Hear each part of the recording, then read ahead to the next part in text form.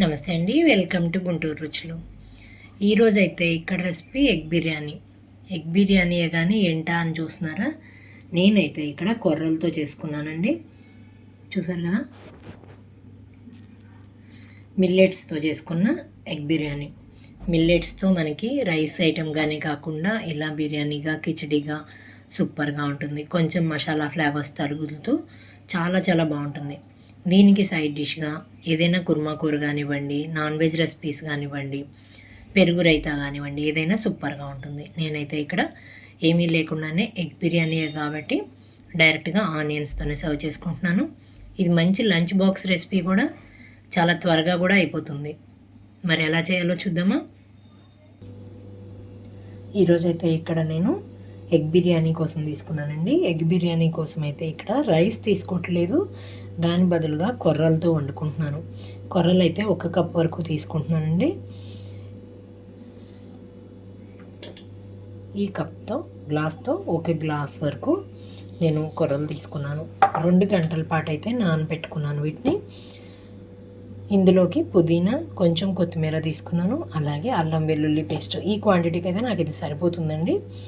Tomato చిన్నది ఒకటి, ఉల్లిపాయ మీడియం సైజ్ది ఒకటి, అలాగే పచ్చిమిరపకాయ ఘాటుగా ఉన్నాయి 2 తీసుకున్నాను. ఎగ్స్ అయితే 2, అలాగే బిర్యానీ ఆకు.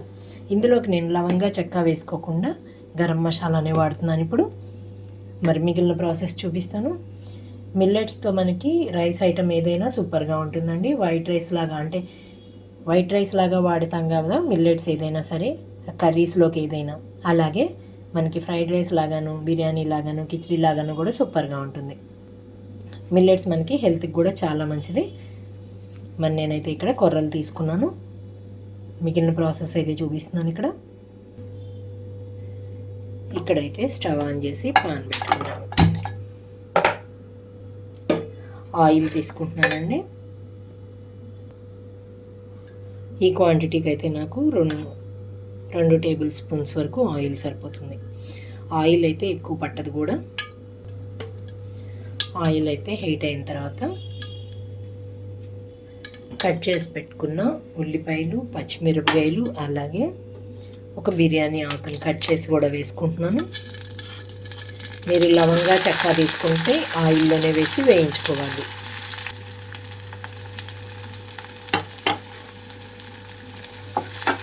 కొంచెంగా ఉల్లిపాయలు అయితే వేగిపోవాలి, పచ్చిగా ఉండకూడదు. మీడియం ఫ్లేమ్లో ఉంచి వేయించుకుంటున్నాను.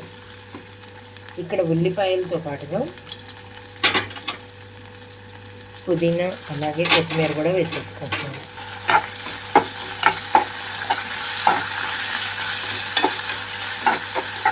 రెండు నిమిషాల పాటు ఇవన్నీ వేయించుకోవాలి. 2 నిమిషాల తర్వాత కదిలిస్తాను చూడండి. ఇంకా ఉల్లిపాయలు కొంచెం వేగాలి. ఈ కొంచెం వేగేటప్పుడు అల్లం వెల్లుల్లి ముద్ద కూడా ఇందులోకి వేసేసుకుంటున్నాను.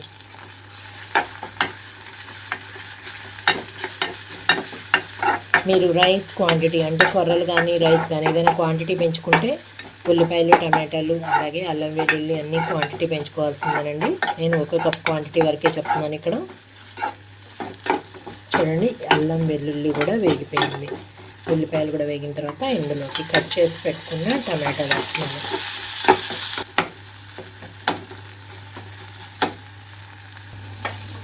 ఇక్కడ ఇవంతా మెత్తబడేటప్పుడే టమాటా కూడా ఇందులోకి 1 టేబుల్ స్పూన్ వరకు పెరుగు కూడా వేసుకున్నాను.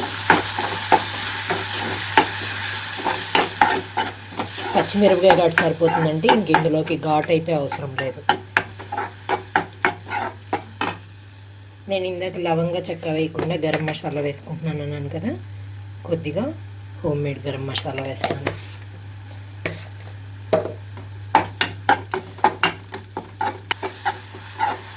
ఇప్పుడు నేను ఇందులోకి 1 కప్పుకి 3 కప్పుల వరకు వాటర్ అయితే వేస్తున్నాను.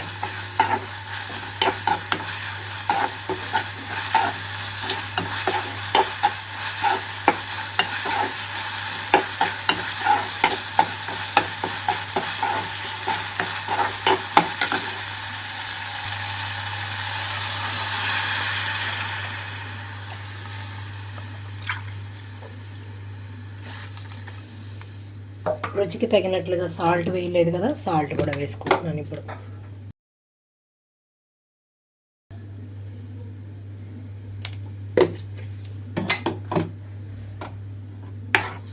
ఇక్కడ ఎసరంతా కూడా బాగా మరగనివ్వాలి. కొంచెం సేపు మూత పెట్టేస్తున్నాను. మూత తీస్తున్నాను. ఇక్కడ చూడండి బాగా బాయిలింగ్ అవుతుంది కదా ఎసరంతా కూడా. ఇందులోకి కొర్రలు మొత్తం వేసేసుకున్నాను. నీళ్ళన్నీ వంపుకొని వేసుకున్నానండి, ఎందుకంటే కొలత ప్రకారం తీసుకున్నాను కదా.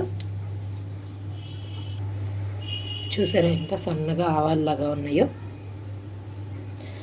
కానీ టేస్ట్ కూడా ఉంటుంది, అలాగే హెల్త్ కూడా చాలా మంచిది.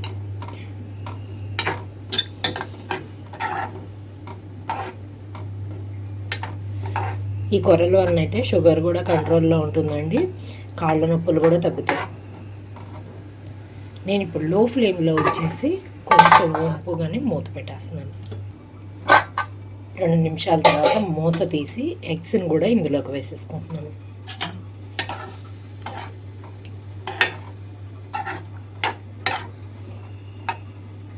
మూత పెట్టేస్తున్నాను మళ్ళీ.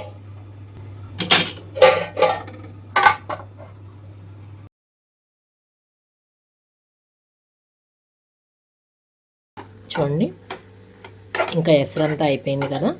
ఇప్పుడు మూత పెట్టేసేసి ఇలాగే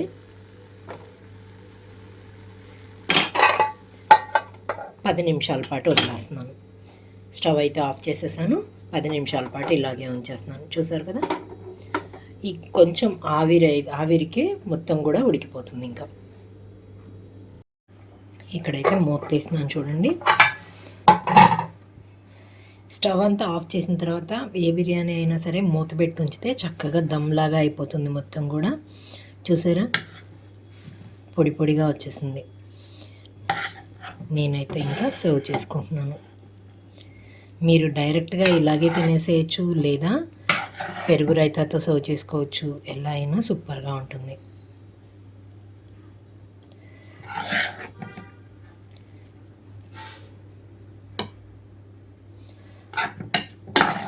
మంచి లంచ్ బాక్స్ రెసిపీ అండి. మీకు ఇందులోకి ఇంక ఏమీ అవసరం లేకుండా డైరెక్ట్గా ఎగ్తో కూడా పెరుగు రైతాతో సర్వ్ చేసుకోవచ్చు. నేనైతే ఇక్కడ ఇలాగే తినేస్తున్నాము.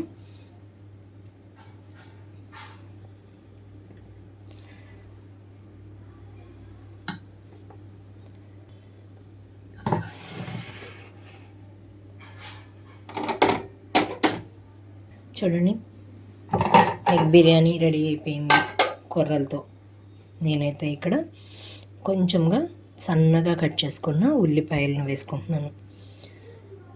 ఇంకా నాకు ఏ పెరుగు రైతా కాంబినేషన్ లేకుండా డైరెక్ట్గా ఇలాగే తినేస్తున్నాను. చూసారు కదా, మంచి లంచ్ బాక్స్ రెసిపీ. మరొకసారి అయితే ట్రై చేసి చూడండి. ఈ విధంగా మీరు మీ ఒపీనియన్ అయితే కామెంట్ బాక్స్లో పెట్టండి. మిల్లెట్స్తో ఎప్పుడు ప్లెయిన్గా చేసుకునే రైస్ లాగా కాకుండా అప్పుడప్పుడు ఇలా బిర్యానీ లాగా ట్రై చేసి చూడండి. ఇలాగే చికెన్తో కూడా చేసుకోవచ్చు, మటన్తో కూడా చేసుకోవచ్చు. మరి ఇంకెందుకు ఆలస్యం, మీరు ట్రై చేసి మీరు మీ ఒపీనియన్ అయితే కామెంట్ బాక్స్లో పెట్టండి. అలాగే మీలో ఎవరైనా మా వీడియో ఫస్ట్ టైం కానీ చూస్తున్నట్లయితే ప్లీజ్ మా ఛానల్ని సబ్స్క్రైబ్ చేయండి. అలాగే మా వీడియోస్ని లైక్ చేస్తూ షేర్ చేయండి. పక్కనే ఉన్న bell icon all option click చేస్తే మేము ఇచ్చే వీడియోలన్నీ మీకు నోటిఫికేషన్స్ వస్తాయి. Please encouragement. Thank you for watching. Thank you.